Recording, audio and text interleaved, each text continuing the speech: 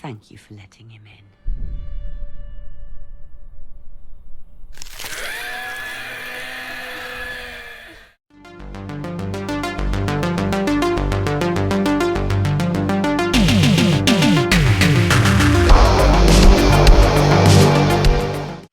We are going to be talking The Last Rite. This one is written and directed by Leroy Kincaid. Now, this is actually his first time as a feature director, and Kincaid actually was a wrestler at one point, going into a few small roles within some low-budget movies. But here he is striking out as writer-director of The Last Rite. And I've got to say, for a first ever, it's not actually a bad movie at all. It is a kind of possession movie. Let me just give you the kind of the brief plot synopsis here, then we'll kind of go into a little bit more detail.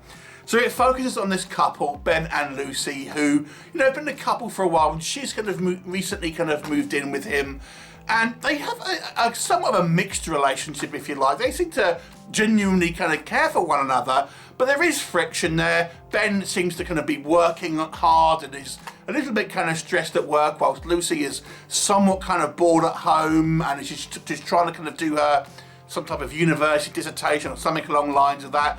So there's a little bit of friction there. We see a little bit of argument between kind of the two of them, and it seems that there is this demonic presence that may well take an interest in Lucy, and it seems to kind of come from a sleep paralysis type kind of situation we have seen in other films, and it takes the form of this shadowy figure with kind of a cowboy hat, and Lucy is obviously concerned about this, and Ben, her partner, doesn't really believe what's kind of going on. Inevitably, we learn that this kind of entity wants to oppress Lucy and eventually possess her, which leads to the inevitable climax of the movie. What will happen exactly? You'll have to watch and find out. So let me discuss what I think works in The Last Rite. So as I say, Kincaid's first directorial debut in a feature capacity, and I've got to say, it was fairly good. I mean, it's this movie, one of its main critiques I can imagine you're going to see here, and I will talk about it, is it is really just a very cookie cutter kind of style plot in regards to a possession movie.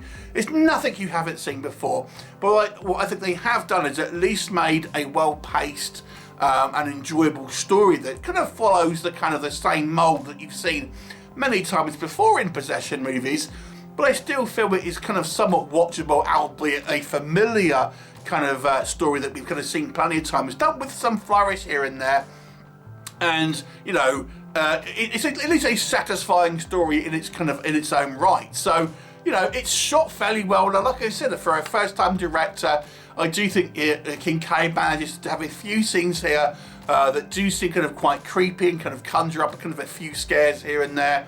And I think the effects work here is understated, but when we do see stuff, I think it's kind of well done. It doesn't try and go in for, like I've seen a lot of low-budget films do, and try and overdo the effects. And, you know, if you can't afford to do something, your best option is to kind of write around that, and I think that's sort of the case here. So the effects that we do see are somewhat kind of understated, but it's plussed by things like kind of good audio mixing and kind of sound effects that kind of, you know, when we see stuff that happens, it kind of feels somewhat kind of otherworldly without being too over the top, and kind of the visuals and stuff, and ultimately stays away from having bad special effects because the effects work is minimal. Don't get me wrong, there is some effects work here, and what we do see, I think, is done to a reasonable standard. That was all kind of quite good. The one thing that maybe struck me, and I wouldn't go as far as to say this kind of makes it original in any particular way, but it just gives a certain flavour. This may seem a little weird when I say this, but I was struck by the Britishness of it. Now, this is a British movie, and I did feel it had a certain kind of like British sense of difference compared to a lot of these movies that we see, mainly coming from the States. Now, there's been plenty of possession movies, exorcism movies, stuff like that. I've reviewed a whole bunch on the channel. This one, I don't know, it just had this kind of slightly kind of British flavour to it. Now, what do I mean by that? I think it's partially the fact that, and obviously it's a British film, so everyone's got British accents, but that's kind of not what I mean. Everyone, all the cast here play their characters, and they just dial it down and are somewhat kind of reserved.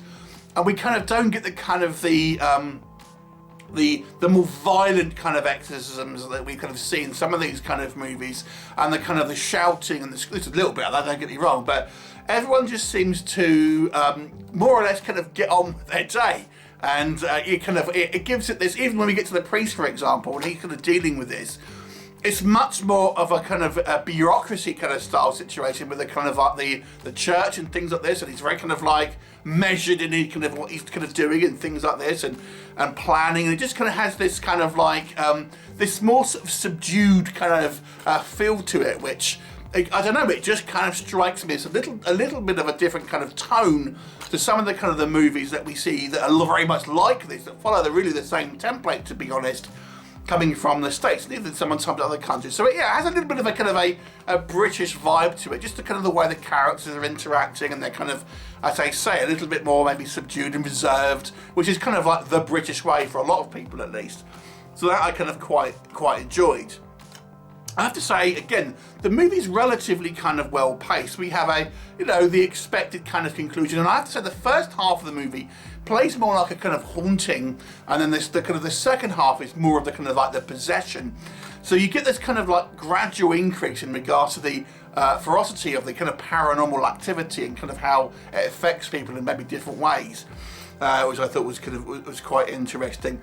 The acting is a little bit of a mixed bag, I won't lie. I actually quite liked, and this kind of goes again what I said about these kind of reserved kind of characters.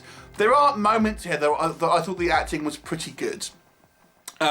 Generally speaking, in the more subdued moments, the more kind of like the priest, for example, I thought was quite good, and we have moments where Lucy's kind of talking to her friend, and even conversations between Ben and Lucy when they're not kind of arguing, I thought were actually, the acting seemed pretty good for the most part. And I have to say, it's kind of one of these stories that is, it doesn't leave you scratching your head. It's not a particularly complex story, and I think it's a relatively well told, self-contained story.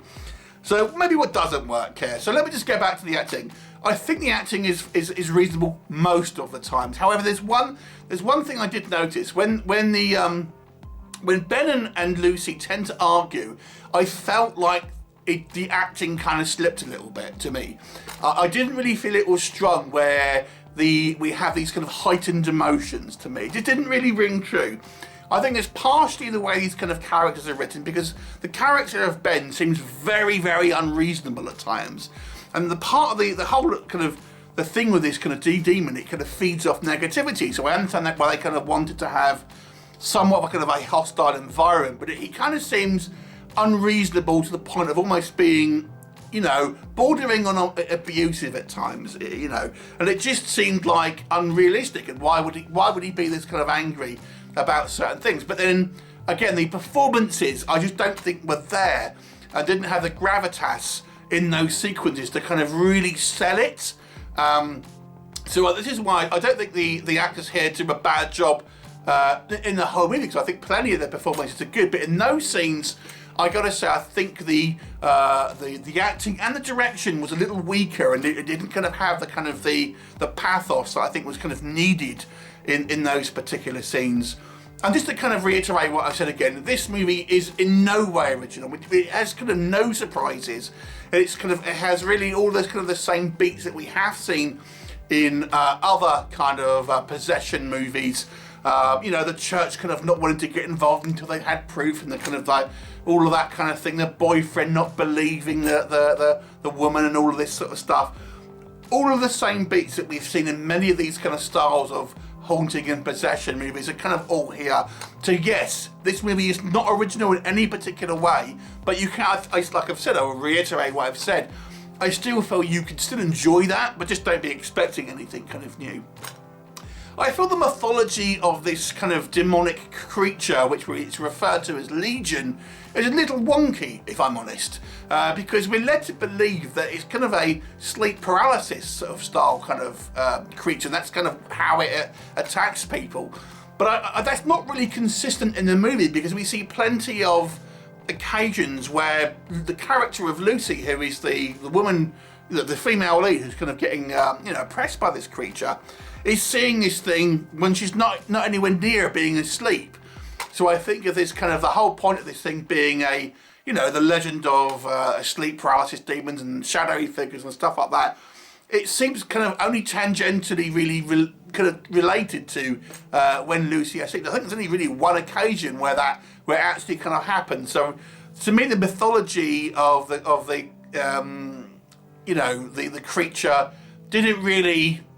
It was a little bit wonky here and there, and I don't know about having it. Well, this might sound a real nitpick, but I don't know about having it wearing a hat. Why do I say that? Because I'm thinking, okay, this is a supernatural creature and it's wearing a hat. Has it gone into a shop and bought a hat? Where's it got? Are we talking? Is there demon hat shops in hell? It just seemed a bit stupid to me, if I'm honest. I would have thought it would have been better just to have a, you know, a human kind of shadowy figure, fine. But I don't know, just having a hat and it being a demon seemed weird to me. Yeah, just because, well, you know, where's this hat come from? Again, I know that's nitpicky, but it's just like, it just seemed like a bizarre choice in a weird way. So they could have, like I said, they got either shops in hell or it's kind of got a hat from the Isle world. You know, who knows? That's the story I want to see. Overall, though, I've got to say this is still an enjoyable movie. I think it's well made and a good effort for a first-time kind of writer-director. And I would say it's unspectacular, but it's at least solid. I'll give this one a 6 out of 10. Have you seen it? What did you think of it? Leave me a comment, and I'll look forward to seeing you next time. Bye for now.